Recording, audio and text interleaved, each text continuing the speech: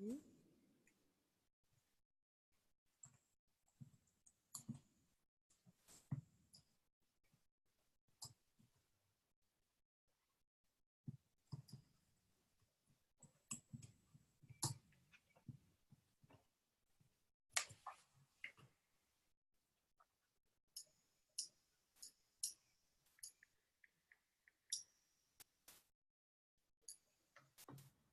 Welcome.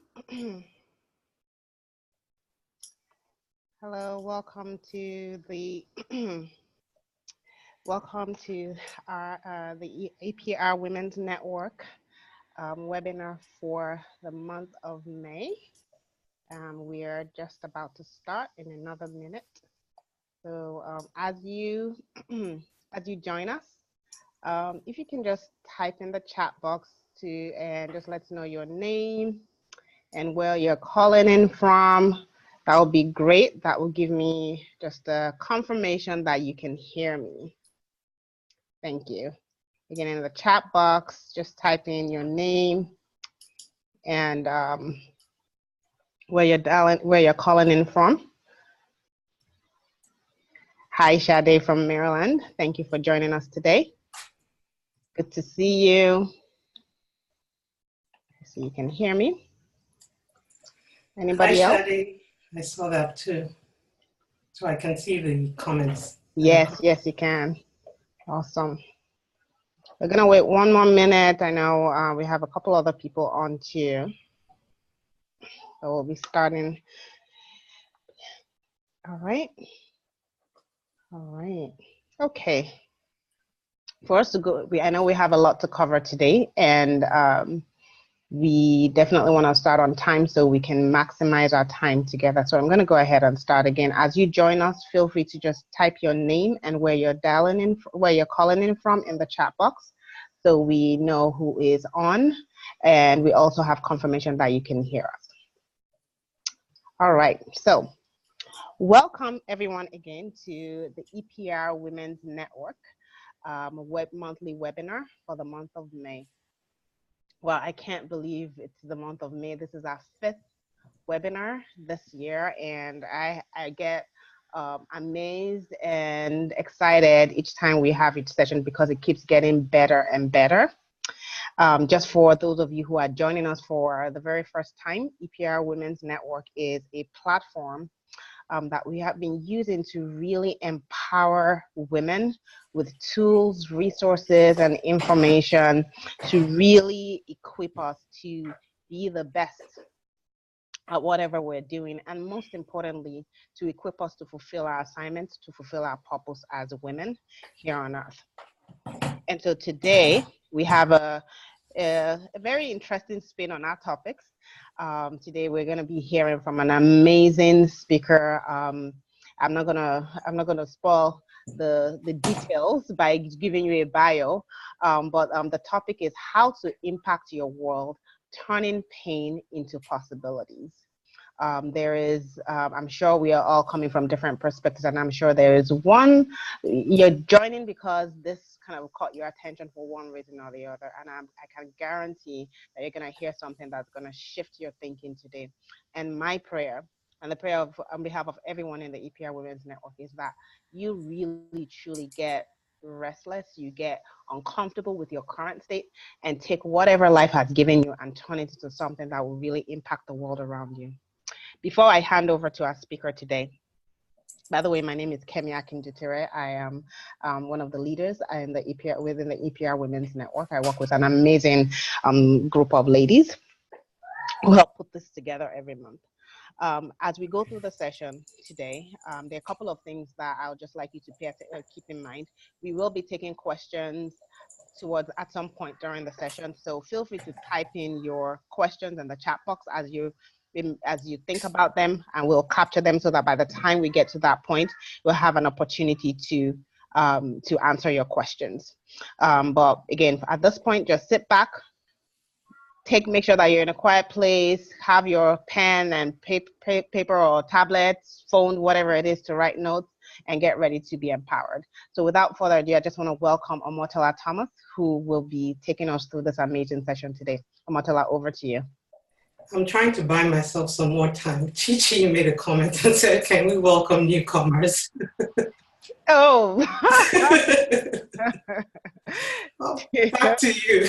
Awesome. Well, Chichi, thanks for the reminder. Of course, we do have, I'm sure we have some new comments here. I just want to welcome everybody who has joined us today. If you are here joining us for the very first time, welcome. And we'll have an opportunity to even acknowledge those who have not joined us before. And so as you type in your name again, as we start, if we continue here, we want you to let us know your name, where you're calling in from. And if you're joining us for the very first time, please just type it in the chat box and let us know so we can acknowledge you. So again, without further ado, I'll hand it over to you, Motala. No excuses this time, no. Can you hear me clearly? I can hear you clearly. You're doing great already. Go ahead. All right. Hello, everyone. Thank you so much for joining in. It's an honor and a privilege to be speaking to you today. I want to say a big thank you to the EPR team for putting this together, for inviting me to speak, and for giving me a platform to share my story and my journey. Today, I will be speaking to you about turning pain into possibilities. Next slide. That's not the next slide. The one before. There we go. Okay, so I was diagnosed with Parkinson's disease 3 years ago at the age of 35. Now, for the benefit of those who may not know what that is, Parkinson's disease is a neurodegenerative disorder. What that means very simply is that it's an illness of the brain that gets worse over time. One of the key factors of Parkinson's disease is the death of a neurotransmitter called dopamine. And I promise I'll be done with the science stuff very soon. But it's important I set the stage for the things that I'm about to talk about. So dopamine is a chemical in the brain that is responsible for movement, behavior, emotions, and cognition. So as you can imagine, as Parkinson's disease gets worse over time, a person's ability to perform these functions also decline. Now, currently, there is no cure for Parkinson's disease. So the combination of these impaired functions pretty much set the stage for a physically, mentally, and emotionally challenging life for a person with Parkinson's. Unfortunately, my case has not been an exception. In the 3 years that I've been diagnosed, my symptoms have deteriorated. I have experienced a number of challenges. So that's the bad news. The good news is that by the grace of God, in spite of these challenges, I have found a way to be able to take all of that and turn it into a positive driving force in my life. Next slide. So going back to the title of today's webinar, which is Turning Pain into Possibilities, I was researching, I was trying to find a definition of pain. And when I went online, I came up with many different definitions of pain. And I was curious, I would like to have your participation now. If you can please just type in the chat box, maybe spend the next 30 to 60 seconds and tell me from your perspective, what does pain feel like? What when you hear the word pain, what comes to mind?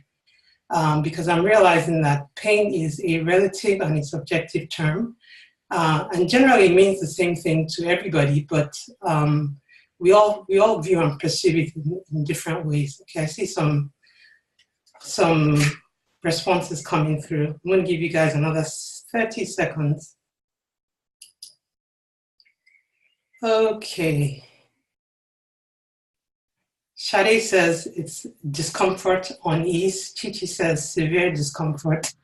Dan Shell, I hope I pronounced that right, says anything that hurts physically, mentally, and emotionally.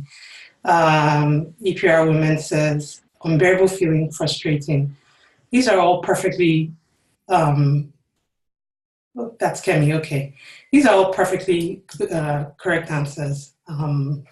Like I said, pain is relative and subjective, but at the end of my search, I was able to find a term that I think covers, a universal term that I think covers the actual concept of pain. And that was by an American psychologist called Edwin Schneidman. And he says, pain is how much you hurt as a human being. And I found this definition of pain to be very appropriate for the different types of pain that I have experienced on my journey with Parkinson's. Parkinson's comes with its very fair share of pain. I've experienced physical pain. There are times where I have been unable to roll out of bed, to roll over in the bed. I don't mean that I found it difficult. I was physically unable to do it because of pain. There have been times that it's been difficult to come out of bed in the morning. There have been times that I'm not able to bear much weight on my leg, and this is due to no apparent injury.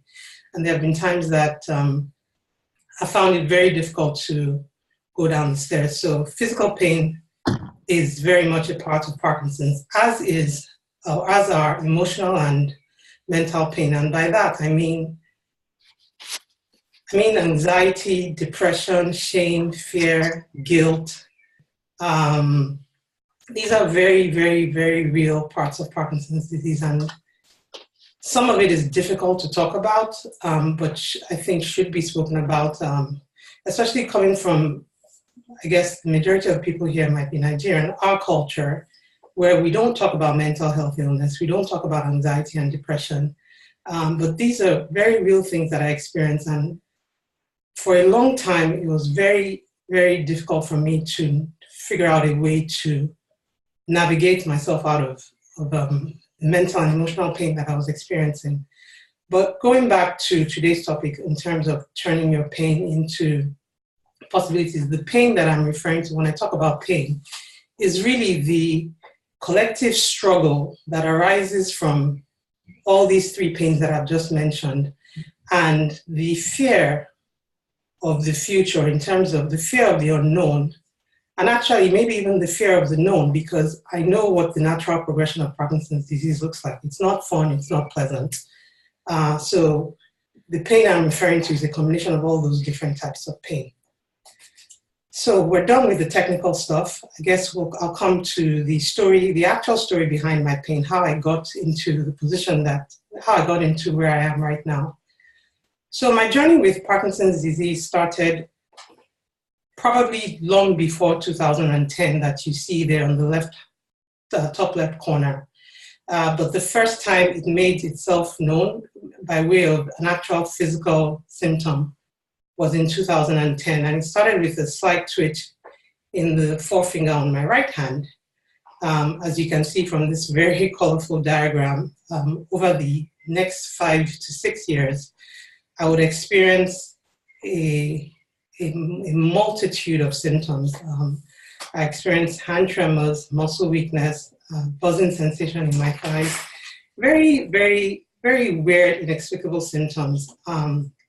Stiffness and rigidity, impaired gait, constipation, reduced sense of smell, anxiety, depression. There are times I couldn't walk properly. My arms stopped swinging when I walked. Little things that a quote unquote a normal person takes for granted. You know, like nobody thinks about swinging their arms when they walk, but it's something that I have to do. So all of these symptoms over a period of about 6 years led me to London, England in 2016. I was living in South Africa then with my family. And I traveled to, the doctors there weren't sure what was wrong with me or what to do with me, the doctors in South Africa. So they suggested that I probably should go to the UK and get tested and seen by a movement disorder specialist. So thankfully I was able to do that. And I remember, you know, I got here, I was alone, my husband stayed behind with our 2 children. And I remember the day very clearly. It was June 17, 2016 when I got diagnosed with Parkinson's. Now you might be wondering what my reaction was to the diagnosis. Next slide, please. And for me, this is pretty much this is where the story really begins. The story of me finding a way to turn adversity into opportunity or into something positive. For me to explain what my reaction was on that day, I need to take you back to the night before, actually 2 nights before I got diagnosed. I got diagnosed on a Friday. So the Wednesday night, the doctor had told me to go and do a scan on the Thursday. So this was Wednesday before the Thursday. But he had already pretty much told me, look, I think you have Parkinson's disease, you're young. We like to confirm with the DAT scan. DAT scan is a brain scan that measures the dopamine activities in your brain. So he said, go and do this test and, let's see what it says. And the night before, I remember very clearly, I found this quote. It's not a Bible passage, but it has served as the driving force behind pretty much every decision that I have made since I got diagnosed. And it says, when you come to the edge of all the light that you've known and are about to step up into the darkness of the unknown, faith is knowing that one of two things will happen. You will either have something solid to stand on, or you will be taught to fly. Now, I'm not sure why, maybe because I had endured symptoms for 6 years, or because the doctor had suggested that, he was pretty much sure that I had Parkinson's. I knew what the outcome was going to be the next day when I went to see him. And somehow in that moment, I figured out that I was about to be enrolled in flying lessons. Next slide. So the day came, June 17, like I mentioned earlier, the day came, my doctor sat across from me and he actually looked sadder than I did. He was really sad and he said, look, Mrs. Thomas, I'm very sorry to say to you, but the scans confirm that you have Parkinson's disease. And it was really, really, I don't know what the word, surreal, weird, how I felt. I was not sad. And I know it sounds crazy. And even looking back, I've replayed that scene back in my mind so many times. And every time, I just remember feeling very calm. I didn't experience any fear or anxiety. Now, in the months and the years that followed, I have experienced fear, anxiety, and all those other things. But in that moment, there was no sadness, there was no fear, and there was no anxiety. I was thankful that my journey, my 6-year journey in terms of looking for a diagnosis and trying to figure out, why are my hands shaking? Why are my muscles stiff? Why do I feel rigid? Why am I not walking properly?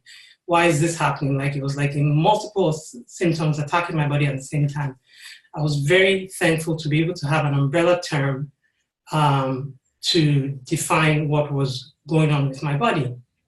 And so when he said to me, look, you have Parkinson's disease, I was calm. I'd already accepted the fact that God, like the mother eagle, was about to enroll me in some very seemingly dangerous but necessary flying lessons. And I was okay with that, in a very weird way.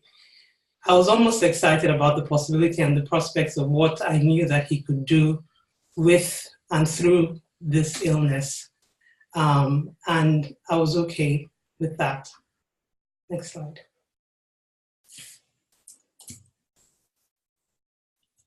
So, somebody said to me the other day, I was talking to her about some of the projects that I have in the pipeline. And she said, I wish I had your life. And I laughed. I said, be careful what you wish for. I understood why she was saying it, and she actually meant it as a compliment. But when I look back over the 3 years since I've been diagnosed, I am actually really, really grateful. I have gotten some incredible opportunities in the last 3 years since 2016 that I hadn't gotten in the previous 35 years of my life. And I have to be grateful for that. I have to be able to see the silver lining in that. So how can you turn your pain into possibilities? I wish I could sit down here and give you a 5-step formula and say, do this, do that, and but life doesn't work that way. Pain doesn't work that way. What I can do is share my story and then reflect back on some of the key things that I did that worked for me, and hope that those things help you in the process of dealing with whatever adversity that you may be going through. So the first thing that I'm going to talk about is your perspective. When you look at your problems, when you look at adversity, what do you see? If you look at the picture here on the screen, both men see something entirely different. The man on the left sees a 6, and the man on the right sees a 9. The thing is that they're both right. The issue is it depends on your perspective, it depends on your vantage point. So for me, when I got diagnosed, I saw a number of different things. I saw depression, I saw immobility, I saw my inability to fully function as a wife, as a mother, as a friend. I saw pain, I saw degeneration, but I also saw hope and I saw opportunity. And so what I decided to do was stay on the side that I could see hope and opportunity. I'm not saying that the other things were not possible. They were, just like this 6 and the 9. Both men are seeing the correct thing. But, I just decided to stay on the side that gave me hope and opportunity. So my first reflective point would be, next slide, please. Your ability to turn adversity into possibilities is influenced by how much you believe your life has purpose. Now, for me, this was easy. I'm Christian, and the Bible tells us that we're fearfully and wonderfully made, and that before we were formed in our mother's wombs, God knew us. He has a plan for us to give us a hope and an expected end. I do understand that not everybody listening to this broadcast may be Christian or even believe in God, but I do want to say that you don't have to be a Christian to believe and understand that your life has a purpose. And I think it's important for us, anyone going through adversity, to get that into their heads, let it sink down into their hearts, and let it permeate their soul. You were created for a purpose. When you understand that simple fact, then your pain starts to take on a new meaning, and you start to approach adversity from a different perspective. The next thing is resilience. This was one lesson that I had to learn very early on and very quickly, and it's an ongoing process, to be honest. Parkinson's disease will hit you left, right, and center. Many people only see like the tremors and the rigidity and the stiffness, and they empathize with me for that. But many days, those are the least of my issues. I have cognitive impairment that make it difficult for me to do things like speaking at this webinar today. Every time I speak, I'm amazed at my ability to, and I guess it's the grace of God, because the practice sessions are never really encouraging, such that a few minutes before I always want to just quit and say, I don't want to do this anymore. But Parkinson's disease will hit you left, right, and center. I have suffered many challenges. There have been many nights. So on the outside, I try to generally be a positive person, and I try to give a positive outlook, and that's who I am. But don't be deceived. Parkinson's disease is not easy. It's difficult, it's challenging. And I found that continually building my resilience has helped me get through this illness in a much smoother fashion. So one thing I want to say about resilience is that, like muscle, it has to be built. It has to be tested. It's not something that happens overnight. You have to keep building up your resilience mentally, physically, emotionally. And for me, one thing I found out that, one key thing for me that I discovered was the earlier you learn to start building resilience, the better it is for you. So for those who are fortunate enough to not be in any form of adversity right now, you can still learn to build your resilience. And what do I mean by that? For me, I do that by listening to uplifting music, inspirational audio, and obviously my faith in the Word of God. I listen to Christian speakers, I listen to non-Christian speakers, anything that lifts my soul up, I listen to it. And looking back, these are things that I had been doing long before I got diagnosed with Parkinson's, so that my resilience muscle had been built to some stage. By the time I got diagnosed, I was able to start utilizing those muscles, if that makes any sense. So that's resilience. Then the third thing, there are three things. The first was perspective, understanding, finding the right perspective. The second thing was resilience. And the third thing is there can be magic in your madness. And by madness, I mean the chaos that is caused by whatever form of adversity you may be facing in life. If you go to the next slide, you will see two people here who I find absolutely inspirational. And these are the kinds of people whose stories I read, excuse me, who give me hope. And I ask myself, if they can do what they're doing, what is my excuse? Kobamza Sukwo is the man on the left. He was born blind. He is a musician, a producer, and a songwriter. He plays the piano and the guitar, and I believe he also sings. Nick, I can't pronounce his last name. I think it's Voijisik. Yeah, you can see it there anyway. He was born with a disease called, I think it's tetraamelia. No arms, no legs, yet he's an international motivational speaker. He's a Christian evangelist. He's married. He has four beautiful children, a gorgeous wife. He's met with, the last video I watched of him, I think he mentioned about 7 to 10 different presidents and heads of states. So I have to ask myself, if these guys can do this with far more severe challenges than I ever hoped to want to even be able to handle, then what's my excuse really? So those are the three things. So the third reflection is finding magic in your madness. And to that I wrote, I believe that opportunities exist within the confines of adversity. Going back to perspective again, I say, your perspective, however, is the light that will guide you towards it, or the darkness that will blind you from seeing it. Next slide. Okay. So now we come to the magic that I have found in my madness. And I have to be careful with how I talk about these things because I don't want to sound boastful. But the truth of the matter is that God has blessed me tremendously in spite of, and probably because of this illness, or rather in spite of and through this illness. Like I mentioned earlier, I have been given opportunities that I would not have even dreamt of being given years back. Before Parkinson's disease, I led a very simple life.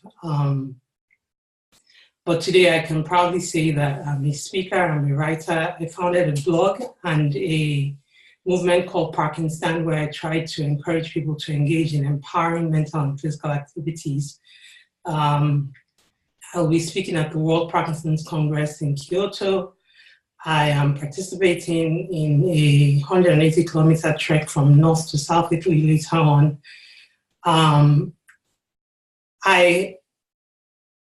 I've been given so many opportunities, but I don't believe that these opportunities just came as a result of simply having faith. I think, I had to, going back to what I said, I had to really understand that my life had a purpose. And when I got hit with Parkinson's disease, I figured, okay, this is what I have to deal with. How do I make the best of it? And I promised myself that day that I got diagnosed that I was not going to let Parkinson's disease get the best of me. Does that mean I haven't fallen? Does that mean I haven't failed many times? No, but because I have that survival mentality where I have told myself, I don't know if some people are going to like this, but I've told myself I'm going to win on this journey or I'm going to die trying. Those are the only two options. I win or I die in the process of trying. And that has been my resolve. I'm really, really thankful and grateful for the opportunity to be able to, excuse me, to impact people's lives positively. And it's not something that I take for granted at all. Next slide. So this was, in addition to the quote by Patrick Overton that I mentioned earlier, this was another quote that I held on to. I came across this quote, this Bible passage, what I keep calling it quote. I came across this Bible passage 3 years ago on, I think, August 23rd, 2016. And I remember that day because that was the day I came out, for lack of a better term, where I started talking about my illness publicly. I started blogging about it and speaking about it on social media. And I went back yesterday to look at my first post, and I find it really amazing that 3 years ago that I was able to see this, even though none of the things that I'm participating in today had come to be. I had no idea what the future looked like. But I found this quote and I read it and I convinced my mind and my spirit and everything within me that this was for me. And so everything that I did was based on knowing that God had caused me to flourish in the land of my affliction. And it has served me well. Am I still in pain? Sometimes. Do I experience physical challenges? Yes, as you can see, my hands shake. It's not pleasant. Aesthetically, it's not fun when you go outside and people wonder what's going on with you. But I say this with a lot of caution. I'm thankful for my life, for where I am right now. I'm thankful for what God has been able to do through me in spite of this illness. And I have no regrets. Next slide. So my final thoughts. To those who are, either going through pain or trying to come out of adversity, we all have different ways and mechanisms of dealing with life. And what I found out was that many different people, including well-meaning family members and loved ones who I have no doubt cared for me 100%, tried to convince me to go their way and do the things that they thought was best for me. And I had to really stand my ground. It was very difficult because, to be truthful, I didn't know. I knew that what I was doing was the right thing, but at the same time, I didn't know. So I wasn't sure if I was going to fail, but I knew that that was the path that I had to take. Whether it came out positively or negatively in the end, I knew that I had to take the path that I felt God was leading me to do. So understand that not everybody will understand or agree with what you're doing. And maybe you'll fail, maybe you'll succeed. But if you feel sure in your heart that it's what you're supposed to do, then go ahead and do it. The second thing is that I believe is that if you don't acknowledge your pain, you cannot confront it. Now, I'm going to say something that I don't know if it's controversial or not, but when I tell people, especially Christians, that I have Parkinson's disease, the first thing they say is, you don't have it in Jesus' name. And I understand that the Bible says that we should speak to those things that are not as though they are, but my hands are shaking. My neck is stiff and rigid. I can't walk properly. I don't swing my arms. I've lost my sense of smell. I experience anxiety and depression, a host of different symptoms. If I don't have Parkinson's, then what do I have? Now, I'm not saying that, that one should confess the illness and accept it, and, accept it as a means of, okay, I'm doomed to die in this illness. But for me, it was important to first understand that, okay, this is the diagnosis that I've received. From all indications, it's the correct diagnosis. For me to be able to find my way out of this mud that I'm in, I have to first understand that I'm in mud. Jesus did not heal the woman that did not have the issue of blood. He healed the woman with the issue of blood. So for me, I had to acknowledge it. And then it was easier for me to move on from there. And the last thing is, sometimes the testimony is in the journey itself and not the destination. Many people ask me to, give me suggestions about many different things that I can do to get my healing, places to go, people to pray for me, supplements to take.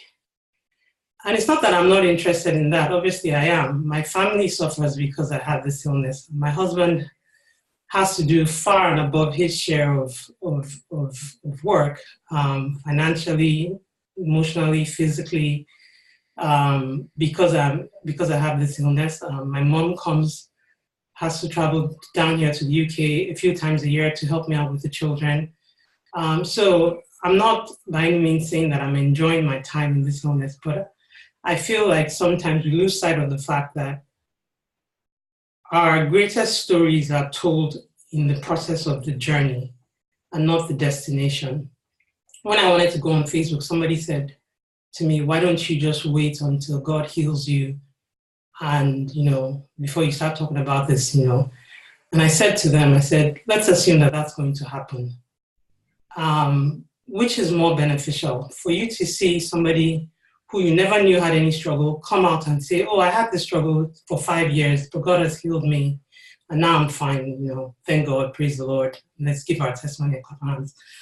Or for you to see somebody going through the pain, going through the challenges, going through the difficulties, but still standing up and holding their head up high.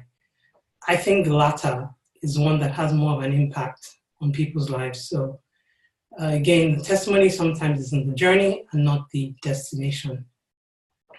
Next slide.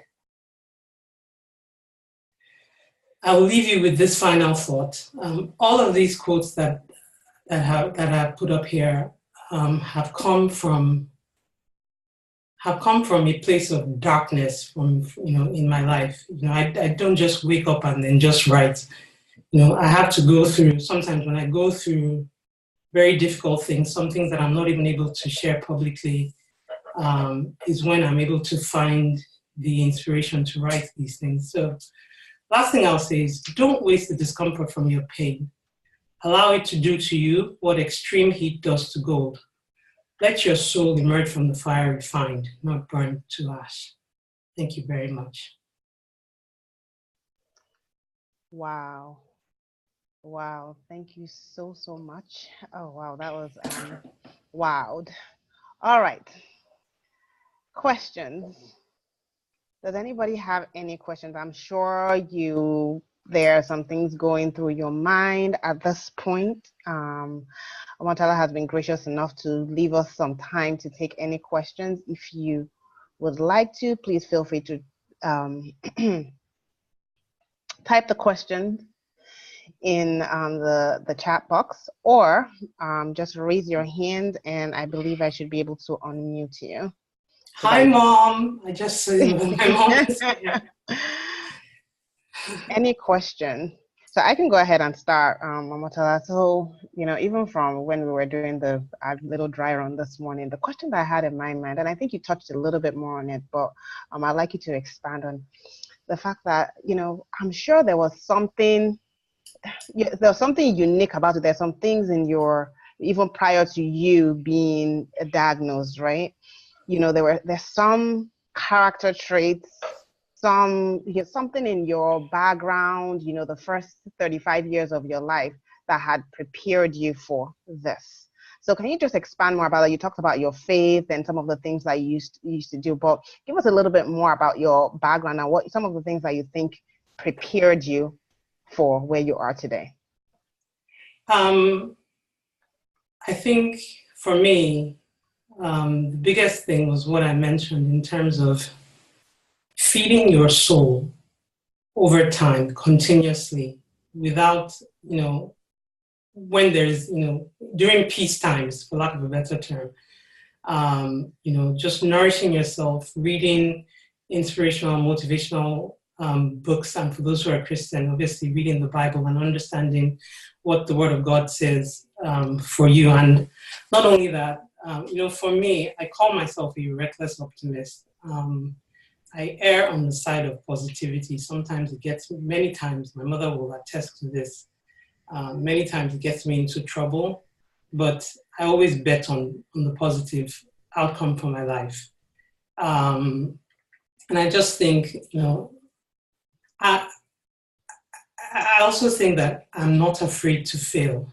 I mean, I am. I don't want to fail, but I've decided that failure may be part of my journey. So because I have decided that failure may be part of my journey, I'm willing to take risks, no matter what it is. And then going back to that survival mentality where I've decided that I'm going to, I don't know what win this battle means in terms of Parkinson's. I can't really explain it to you, but I've just decided that I'm going to either win or I'm going to die in the process of trying, and hopefully that'll be at a very, very old age. Amen. Amen. All right. Thank you so much for sharing. Thanks for sharing your powerful story. I'm still marinating in some of the questions, but we have some questions. So the first one is, thank you, from Kemi Shoyinka. Could you please shed more light on Jesus healed the woman with the issue of blood? It was just a tongue-in-cheek to say that, because as Christians, we don't like to admit if we have an illness. So for a while, I was not allowed is not the right word, but nobody really around me wanted me to say I had Parkinson's disease. But I have it, right? So what I was trying to allude to was the fact that she had to have an illness, which is the issue of blood, for her to be healed. All right. So if she did not have the issue of blood, then there was no healing to take place in that process. I don't know if I'm making any sense. Yes. You are making a lot of sense. What I was saying was that he did not heal the woman that did not have the issue of blood. She had an illness, it had a name, and she came to him with that illness that had a name and symptoms. Perfect sense. Perfect sense. And please let us know if you need additional clarification. The next question is, as you said, pain looks different for each of us. What are the few practical tips to walking through those dark places? Again, this is from Nika Shoyinka. As you said, pain looks different for each of us. What are a few practical tips to walking through those dark places? Thank you. I think for me, it is knowing the two endpoints, right? So endpoint A here is I'm in pain. Endpoint B is I'm no longer in pain, right? So I know that A exists, but I also strongly believe that B also exists. I don't quite know yet how to get from A to B, but I know that there is a path. And what I have done and what I have found in my journey is that I take it, and I believe that God has led me in steps and stages where I can't see the full picture right now. So imagine driving down through a road. It's a long, winding road with hills and valleys and stuff like that. You can't see, the destination is there, but you can't see it. So you have to take a few steps forward, and the further you go, the further it is that you can see. But in terms of walking through those dark moments, personally, music. So I brought up the endpoints for a reason. So there's point A and there's point B. So you already know that. I don't have a formula for getting from one point to another. But I feel like knowing that there's an endpoint and believing that if there's an endpoint is the first step you have to take. And then for me, I use tools like music. I listen to Hillsong a lot, and I find their music very inspirational and uplifting. And the more I listen to music that inspires me and uplifts my soul, the more I believe that those things are real and that there is a path out of my darkness. I will share, okay. About 2 years ago, I went through a very, very difficult period with anxiety. I thought I was going to go mad. I mean that literally. I would have fearful thoughts, and many different things would just come to my mind. And these are things that I could not control. I was filled and riddled with fear. It got to a head one day when I was just like, I can't do this anymore. If I continue to let this thing run my life, I'm going to go crazy. So what I did was I went to, I was listening to, I think it was Judah Smith, and he was talking about when Jesus walked on water. And all of a sudden it clicked to me that for as long as Peter, who was it? Was it Peter? Mm-hmm. It was Peter. Okay. Yeah, it was Peter. You got it. For as long as Peter kept his eyes on Jesus, he was able to stand on water. So every time that I experience an anxious thought, I will just remind myself, eyes off your situation, eyes on Jesus, eyes off your situation, and it became a pattern for me. Do I still suffer from anxiety? Yes. But what I've realized is that anxiety is like a visitor at your door. It can come and knock on your door. You can go to the door. You choose whether or not to let it in or to tell it to just stay out of your life. And so I'm still not out of it. I still experience it from time to time. But over time, the effect that it has on me has greatly been reduced. I know I've gone around, but I hope that answered some of her question. Yeah, that was powerful. That was amazing. Thank you so much. I mean, you're going into places that we typically don't want to go to, and it's really, and I think everybody at one level or the other, faces some of these challenges. So this is perfect. And she says, yes, thank you. So I have a couple of items, a couple of comments or questions. And there's one that came in, an anonymous attendee, just so you know that you're just being an amazing blessing today, Murtala. She said, I am truly blessed by your story. I have been in denial about my son's autism diagnosis. And thank you. I just, this is just what God does. And I know that God will help you find the glory of God even in your situation, in Jesus' name. There's one, so I'll take, there's somebody that raised their hand. So that, I think it was Theodora. I'm going to allow you to talk before I take the next question that came in from Faith. So Theodora, I have unmuted you. So let me see. Can you try to unmute yourself? I think I muted you, but okay, she's unmuted now. Well, she's back muted. Okay. All right. Can you try speaking now? Oh, I was doing that. This is an inspirational session, and Awesome. how she could compare herself to situations. This is an amazing thing, and I'm just saying that she's already a masterpiece for God. Thank you very much. Encouragement, yeah. God bless you, sis. Thank you, Sarah. God bless you. Thank you. Next question is from Faith in the chat box. It reads, how do you respond to family members and church members that continue to tell you to rest because you have been through some challenging medical issues? Again, how do you respond to family members and church members that continue to tell you to rest because you have been through some challenging medical issues?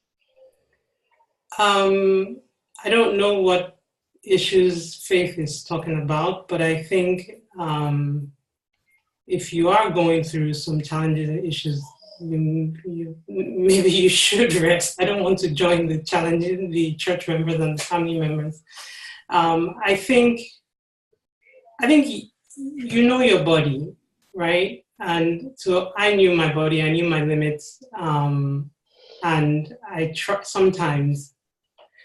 I think my answer is that you should listen to them, but also pair that with what you think your abilities. And I'll give you an example. This past April, I was fortunate enough to be able to co-organize an awareness campaign that ended up in a conference for women with Parkinson's here in England. Now, halfway, almost more than halfway, three-quarters way into the planning for the conference, one of our team members dropped out, and this put a huge amount of pressure on me. And I knew that it was going to put way more pressure than I should have taken. And I know my mom, my husband would tell me to rest. In that instance, I couldn't really rest because I had to finish, go through the conference, but they were right, because by the end of it, I was shattered and I was so tired. It almost became a health hazard. So I don't know what your particular situation is like in terms of your strength and your ability, but I think if you listen to your body, and you feel like you should rest, you should. But if you don't, if you know within your heart that you are strong enough to do whatever it is that your heart is set out to do, and it's the right thing to do, then what I did was, I always approached my family members respectfully because I knew that everything that everyone told me, even though sometimes it felt like I was being pulled apart, was coming from a place of love, and I could not lose sight of that. So I had to approach and respond appropriately, and I believe my sister-in-law is here as well. So, hi, sis.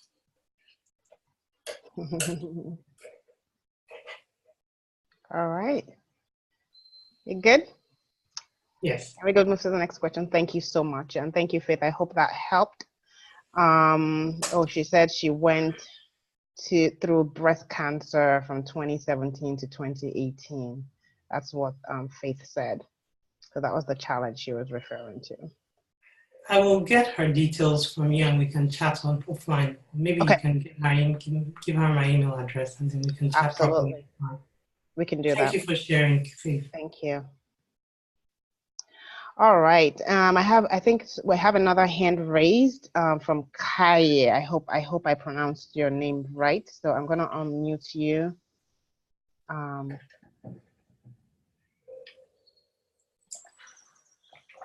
Yeah, the buses are coming like in 20, 16 minutes. So. Hello. You can speak now, Kaye. Can you hear me? Yes. Okay. I thank you so much for sharing your story. All I wanted to add is that you mentioned the story of Jesus walking on the water, and Peter also said he'll want to join. But what I noticed in that verse is that when Peter began to face challenges, all what he had to do was to raise his hand, So the message that I want to share with everybody also is that sometimes you might feel like you're going down, but all you need to do is to raise your voice, make sure that you reach out. There are a lot of people out there that can help you. Jesus is always there. You know where you're going. You see the person who is there to assist you. You see the person who is there to help you. So you just have to make sure that you raise your hand, scream as much as you can, even though you do have power to get there. You might go, while you're going through some challenges, you might really feel like drowning, but just make sure that you speak out and talk to people and not allow situations to weigh you down. Thank you so much for that. Yes. Thank you. Thank you so much, Kai. Thank you. Thank you so much for sharing. Yes. And that is so true. So Matala, go ahead. Sorry. Kai, thank you very much. That was very useful additional information. I wanted to call out to the anonymous person who talked about her autistic son. If she can email me as well if she wants to talk. My email address is omotola.thomas@parkinstand.com. OMOTOL. In fact, I'll just put it in the chat box so she can email me if she wants to talk further. I would actually really like to speak with her. Awesome. Thank you. Thank you so much, Omotola. Do we have any other questions? Again, I want to just really, really appreciate everyone who has asked a question here. It takes a lot of courage and boldness to just reach out and ask questions. It's all part of, just as Kai just mentioned, reaching out for help. Sometimes we I don't know what it is about us sometimes, and we just don't want to ask for help. So reach out. this is your opportunity to hear from somebody who is walking through perhaps something that you are walking through. Anybody else? Okay. Chat. I don't see any other questions. Oh, Nadia. Hi. All right, go ahead. Did you see that, Motala? You good? No, I just saw somebody come on the screen with Oh, purple okay. hair. Who knows Please who that speak is? on. Nadia says, hold on, Pastor Nike, in case you have a question. Please speak on ways people can show compassion and relate to others with any health or mental health challenges. I think that's a fantastic question, Nandi. I think particularly because of the culture we come from, and to an extent also the Christianity that we practice, this isn't something that we don't like to address or talk about, but it's a very real issue. I feel like people don't understand that mental health issues are as real as physical issues. So if your arm is broken, you will go to the doctor and you're happy to let them fix you, put it in a plaster or whatever. But if you're suffering from anxiety and depression, you don't want to seek out any type of, severe anxiety and depression, you don't want to seek out any type of professional help. I think in terms of how people can show compassion, and I struggled with this a lot because at the onset, many people around me did not understand what I was going through. So my advice would be, for those who are on the outside, is to study mental health issues, educate yourself on it, find out resources, and try to, even though it's not something, how do I put this? It's not something you may understand, because it's not something you may understand because you're not going through it. Anxiety and depression and other types of mental health issues are things that unless you go through them, you can't really understand. But you can have compassion, and that compassion starts from if you try to understand what is behind that illness in the first place. Thank you so much. I hope that answered your question. I believe it did, but if you have any others, please feel free to type it in the chat box. Anybody else? Any other questions before we wrap up? We have a couple more minutes. So let me proceed, Kemi, so that in case to save on time, if people have questions, I think they'll type it in while I'm speaking. So that'll be great. But I think I just wanted to first of all say a big thank you to everyone. It's been so great watching people and the interaction and having Omotola here. I never get tired of hearing you speak or hearing the story again. It always sounds like the first time, and it's been a huge blessing. I think you've done so well, you've answered so well. But what I wanted to maybe have you quickly, with a bit of time that we have, expound on the people that, we talked about turning your pain into possibilities. Yes. We've sort of heard the possibilities that have come out of your pain.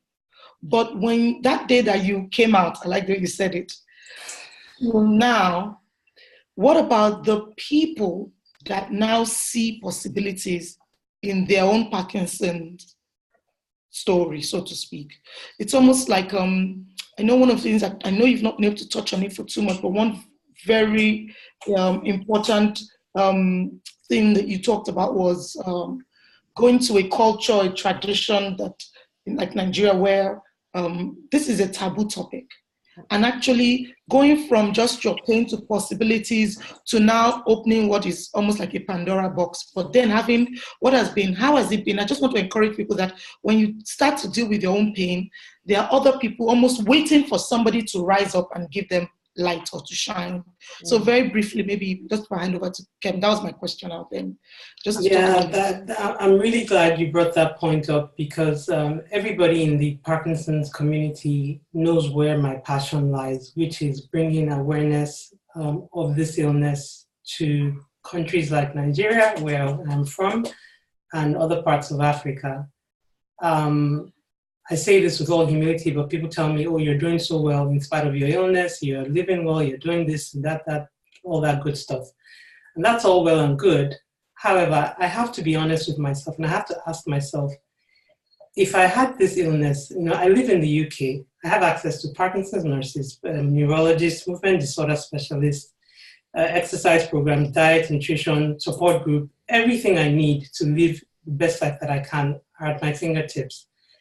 If they took me and uprooted me from here and planted me in Nigeria, would I be the same person? I don't know. I think I would still have my survival mentality, but would I be able to do half of the things that I've been fortunate and blessed enough to do? I don't really think so. So my passion and my drive, again, with humility, almost like my calling, is for me to, there's a man in Cameroon that calls me almost every week. I can't do anything for him. He has Parkinson's. I can't give him medication. I can't, but just knowing that there's another African that suffers from this illness, he just likes to speak and talk and just be encouraged. Literally, there's nothing I can do for him right now, but it's for people like that that I'm hoping to fight for, to be able to work with pharmaceutical companies, with doctors, neurologists, and whatever foundations and organizations that are here in the UK and the rest of the western part of the world, to work with them to bring awareness of the plight of people who are facing Parkinson's disease in Africa. And it doesn't make the journey worth it, but it makes it worthwhile. Mm. Mm. Thank you so much. Yeah.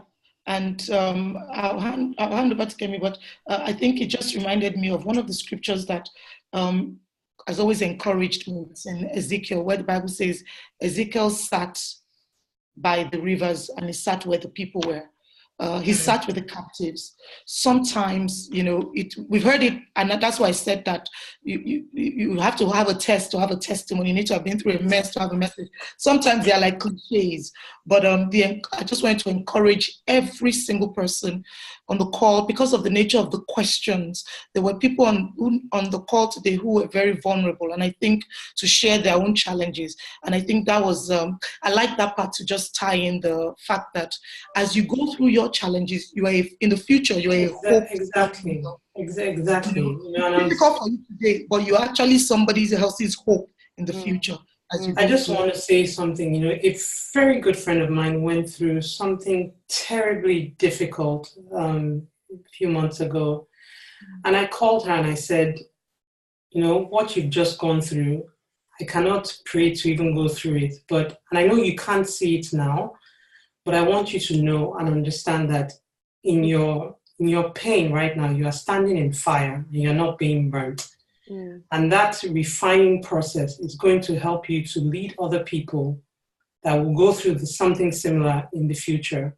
I said, when you're ready, give me a call and then we'll talk. I know you can't see it now because you're in pain, but you're standing in fire. And the process of refinement that you're going through, whereby you can stand in fire and not be burnt, is going to be of value to somebody else. So thank you so much, Pastor Nikki, for bringing that up. It's a good way to tie this. I just want everybody to, last thing I would say is, adversity, painful situations, you don't always, they're not pleasant things, but I strongly believe that, they can be used as stepping stones. One thing that I say, and I didn't put it here, I say that pain is like gasoline. It's like petrol. You can either use it to fuel the car that is going to take you to your next destination, or you can use it to burn everything around you and your surroundings. You choose. Powerful. Powerful. Wow. What else can we say? Motala, Pastor Nikki, thank you so much for bringing that additional angle. Thank you to everyone that has asked a question, passed a comment. And Motala, what can we say today? I mean, you just shed some light on some things that are causing a lot of thinking in our minds. And I pray that even as you've poured yourself and given of yourself, of your time, of your pain, shared your insights with us, God will continue to empower you in Jesus' name. I don't, as we go through this, I know some of this can be very emotional and can be very, we're touching on feelings and real. This is like a real talk, so to say. If there's any particular insight that you just want to bring to light and just share that you feel like you've acquired here. I know some people have chatted, have indicated what they've some of their reflections. Please feel free to share in the chat box. You never know who else can even learn from that, or how you apply, and think about how you can apply those new insights into your life. As we go from here today, don't let this just be an experience that, oh my God, I heard Omotola share about this, but what is it that is going to do? What is it that, how are you going to make a change in your life and use, this information to take you to the next level? And I'm sure God will show you what that looks like. Before we leave, as we always do, we usually have a quick poll that we use to just get your feedback. We want to know how we're doing from the EPR Women's Network. So I'm going to launch a poll right now. If you can please it's just 4 questions. It's going to take you 2 minutes to just fill it out very quickly. If you can just indicate, give us some feedback so that we can continue to improve on how we're doing. We always appreciate hearing from you. And of course, you can always, even if you have additional detailed feedback that you want to give us, feel free to share in the chat box. Excuse me. And as we do that, I'll just share that, of course, we have monthly sessions. Monthly webinars, and our next webinar is going to be on June 15th. The topic is financial wellness, and it also promises to be an amazing session. So I'll just ask that you please save the date, indicate indicate that on your calendar. Make sure that you save that date. This is another area of our life that we need to thrive. So we ask that you just save it, and we'll share more information with you. Thank you to all those who have filled out the survey. Please feel free to provide feedback to us. And again, thank you to every single one of us. Thanks for the insights you've shared. We really, really, really appreciate your time today. And Motola, God bless you. God bless everyone that has joined us today, and see you next month. Thank you. Thank you. I made it. You did. Awesome. Thank you. It was lovely being here with you guys. Thank you so much. God bless. Thank you. Have a lovely weekend.